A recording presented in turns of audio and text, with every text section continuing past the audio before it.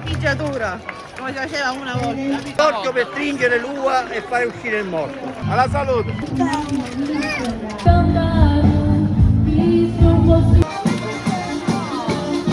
Per noi era un divertimento.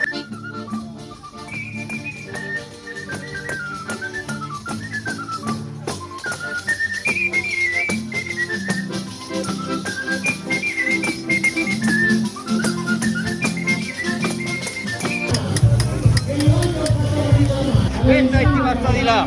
Questa è pronta, la salsiccia Questa è pronta. Lattuga a chilometro zero, pomodori a chilometro zero e cipolla in agrodolce a chilometri zero.